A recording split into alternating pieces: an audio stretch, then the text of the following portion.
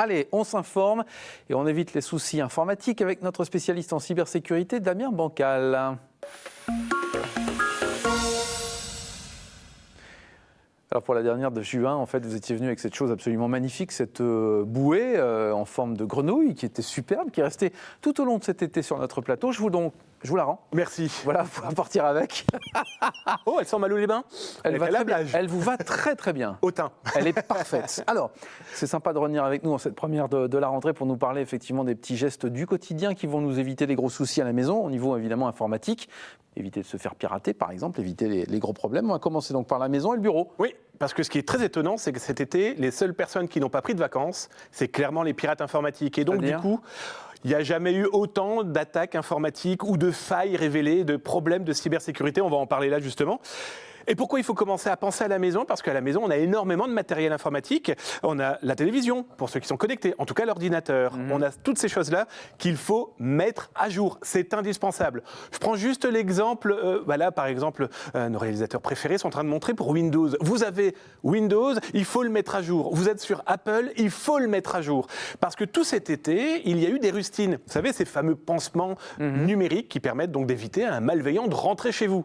Un exemple très concret, téléphone portable. On vient d'apprendre, là, pas plus tard qu'il y a 2 jours, que au moins 1 milliard d'iPhones ont été mis en danger par des pirates depuis 2 ans, où ils pouvaient tout voler. D'accord. Les iPhones, les Android, les Windows Phone, bref, toute notre informatique aujourd'hui intéresse des gens.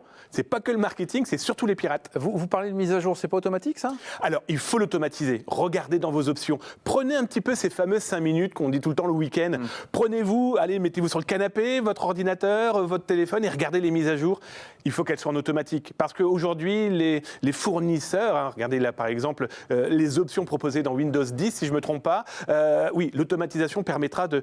Eh bien voilà, il y a une faille, elle est corrigée, c'est votre machine qui s'en occupe. Ça concerne vraiment tout le monde, la mise à jour? Oui, tout le monde. Papy, mamie, papa, maman, nous, nos enfants, nos petits-enfants, peu importe. Parce qu'on a tous aujourd'hui dans nos poches, regardez, mon téléphone, il faut le mettre à jour. Regardez l'ordinateur, il faut le mettre à jour. La console de jeu, il faut la mettre à jour. Alors, on nous rajoute des options super positives, je ne sais pas, des options en tout cas intéressantes pour l'utilisateur, mais aussi et surtout le fameux vaccin. Pensez grippe. La grippe arrive, on va se faire vacciner. Son ordinateur, c'est pareil. Les applications, souvent, elles doivent être aussi mises à jour. Oui, non? Si, c'est indispensable. Ah bon, d'accord, ok. Alors, on met à jour son ordinateur. Excusez-moi. Son téléphone. Je vais prendre l'exemple avec la grenouille. Elle est super belle, mais à l'intérieur, il y a de l'air. Et si l'air, il est vicié, c'est pareil pour mon téléphone portable. Mettez à jour vos applications et surtout, arrêtez de télécharger tout et n'importe quoi. Un autre exemple. Là, on vient de découvrir que plusieurs applications téléchargées, alors c'est 12 et 100 millions de fois, elles vous espionnent. Super. Oui, pas mal. C'est la rentrée aujourd'hui. Oui, alors rentrée des classes. J'ai un exemple très concret à la maison. Ma fille rentre en seconde, elle n'a plus de livres, une tablette. Ok, génial. C'est bien ça. Mais c'est très bien parce que c'est les faire évoluer dans les nouvelles technologies. Mais attention, créez une adresse mail pour votre enfant dédiée à l'école. Il faut créer une adresse pour chaque mouvement en fait. J'adore votre mise à jour. Voilà, Laurent a compris. Non, mais c'est important. Et vous vous retrouvez avec 450 mails. Oui, mais pensez à ce mail que votre enfant va utiliser que pour l'école. Ouais. C'est pas sa vie privée. Les informations qu'il va échanger, c'est pas sa vie privée. Pareil, il y a de plus en plus d'adolescents qui créent des groupes sur Snap, sur Facebook. Des groupes privés en interne. En les éduquant, ils commencent à le comprendre de mieux en mieux. Ils ne diffusent pas publiquement. Cette adresse mail dédiée à sa tablette, dédiée à l'école, ne sera destinée qu'à ça. Petit conseil aussi sur les codes des téléphones portables, par exemple. C'est important. Et d'ailleurs, c'est le ministère de l'Intérieur qui a diffusé ça dernièrement sur les réseaux sociaux. Il explique très clairement comment il faut, son nouveau numéro de téléphone ou son téléphone portable. D'ailleurs, on donne ça maintenant de plus en plus jeune à nos enfants. On se dit, oh là là, on va être rassuré, on les suit au téléphone. Je vais être très honnête, s'ils ont un accident, vous êtes au courant plus rapidement aussi avec le téléphone portable. Mais toujours est-il que mot de passe, indispensable. On ne laisse pas son téléphone, sa tablette, son ordinateur sans mot de passe parce que quelqu'un peut y accéder. Voilà, ça c'est le document que le ministère de l'Intérieur a diffusé. Important aussi, quand ils expliquent par exemple que vous pouvez utiliser la biométrie. Vous savez, c'est le doigt ou le visage. Ouais. Faites attention aussi de votre côté.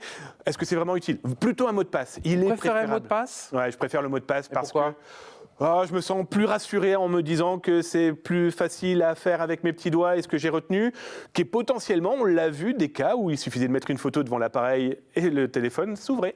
C'est pas plus sûr si on y va vraiment avec le doigt, avec l'empreinte? Alors, il y a certains téléphones aujourd'hui de nouvelle génération, on va les citer. Hein. Je prends par exemple le Huawei qui va bientôt être Quand vous en interdit. citez plusieurs, ça va. iPhone, bien sûr, non. Voilà, la biométrie du visage, on voit que c'est efficace. Ah, si on peut rajouter ce fameux code PIN qui est ce mot de passe qui, dans tous les cas, permettra de passer la biométrie si je perds mes doigts. Voilà, il faut y penser. Mais protégez-les, mettez ces remparts. Sauvegarder aussi? Oui, alors la sauvegarde, on n'arrête pas d'en parler. Sauvegardez vos Vous données. avez pris un truc avant de venir ou pas, là? Je sais pas. Une petite grenouille verte. Il est énervé, il est excité. Alors, sauvegarde. Bah, c'est la rentrée. Mais oui, vous avez raison, c'est bien. Non, mais la sauvegarde, c'est super important parce que photos, regardez, les photos de vos vacances, Oui. vous étiez nus sur la plage. C'est vrai. Vous voulez les sauvegarder, mais pas dans votre ordinateur parce qu'il tombe en panne. Il est pris par un malveillant ou tout simplement, il y a un bug. Vous avez tout perdu. La sauvegarde permet de protéger dans un lieu extérieur de l'ordinateur, même du téléphone, eh bien, ces données qu'on veut garder. Mais je parle aussi des documents administratifs, je parle aussi des photos de toute la famille. Protéger. Et bien sûr, cette sauvegarde, on la retire de son ordinateur. Parce que là, par exemple, je vais vous montrer une photo d'un ransomware. Vous savez, ces logiciels qui prennent en otage vos ordinateurs, mais aussi vos fichiers. Si vous mettez cette sauvegarde sur votre ordinateur, vous risquez d'avoir malheureusement pour vous ce genre de message parce que le pirate aura trouvé le moyen de rentrer chez vous. La sauvegarde permettra de dire au pirate, retourne à la plage, moi j'ai toutes mes données qui sont sauvegardées. Géolocalisation. Oui. Mal dit ça. Articulé. Oui, je vais rentrer. Géolocalisation. C'est ça. C'est pratique, ça. Alors, c'est super on le met en pratique, place, bien on sûr. sait où on se trouve. Tiens, trouve-moi tel restaurant, bim, ça marche tout seul. Tout à fait d'accord avec vous. Hein. Bien Géolocalisation, Bluetooth, Wi-Fi dans nos téléphones portables, c'est très bien. Mais quand on n'en a plus besoin, on le coupe. On le coupe parce que la géolocalisation, est-ce que j'ai besoin de dire justement, je ne sais pas moi, à Apple, à Google, partout où je me trouve? Non. Pareil pour mon Bluetooth et mon Wi-Fi. Attention, des fois, il y a des Wi-Fi branchés par des gens qui vous l'offrent gentiment, mais les informations transitent aussi par chez eux. Et si vous ne coupez pas ce Wi-Fi et que votre téléphone est dans votre poche, pensez par exemple ce week-end avec la braderie de Lille, votre téléphone s'est peut-être connecté à des Wi-Fi sans que vous le sachiez. Peut-être que vos informations sont parties dans des mains particulièrement malveillantes. Donc, ça veut dire que si on se déconnecte, là, si on arrête le Wi-Fi et le Bluetooth, on n'a plus ce problème-là. On n'a plus qu'un On ne téléphone. peut pas entrer. N'oubliez pas Dans que le téléphone. c'est un ordinateur, n'oubliez-le pas, c'est un ordinateur. Donc s'il y a mon Bluetooth, mon Wi-Fi qui se diffuse, peut-être qu'on va pouvoir m'injecter des choses ou simplement lire ce que je raconte. Mais comme c'est pas moi, c'est mon téléphone qui est en train de parler à des gens, je suis même pas au courant, coupez, ça sert à rien. Bon, donc on retient ça, coupé. Attention, il y a une arnaque en ce moment, il n'y en a pas qu'une, mais au moins celle-là. Oui, alors elle est très fraîche, elle est de cette nuit. Ouais. On voit de plus en plus, et souvent à la rentrée, des publicités qui vous annoncent, et là on voit donc c'est ce qui s'affiche en ce moment sur Facebook, eh bien vous allez devenir riche. Là on me dit très clairement, Xavier Niel, vous savez, c'est le patron de Free, d'Iliade, etc. Eh bien il a gagné des milliards grâce à notre technologie. Et ces escrocs, qu'est-ce qu'ils racontent? C'est qu'ils vous parlent que vous allez gagner beaucoup d'argent en crypto-monnaie. Vous savez, Monero, Bitcoin, etc. L'arnaque est très simple. Hein. On vous fait cliquer sur des fausses interviews. On vous en montre une ici. Ça, c'est totalement faux. C'est bidon. Ah oui, j'ai eu Xavier Niel hier. Il m'a dit très clairement, je n'ai jamais répondu à ce genre d'interview. C'est faux. Mais donc, du coup, avec ces fake news, c'est aussi publicitaire. J'ai des gens qui m'ont dit, bah, nous, on y a cru. On a donné 100, 200 euros. Ah, on a gagné de l'argent, beaucoup au début. Et puis, quand on a voulu retirer l'argent, bah, comme par magie, tout est tombé et on se retrouve avec zéro. C'est l'arnaque classique, malheureusement. C'est ça le problème. Et elle fonctionne, comme dirait l'autre, de feu de Dieu. Eh oui, le plus simple, bien sûr. Merci beaucoup, Damien Bancal, d'être venu. On vous retrouve sur votre site internet, plein de conseils, plein d'infos aussi, zataz.com.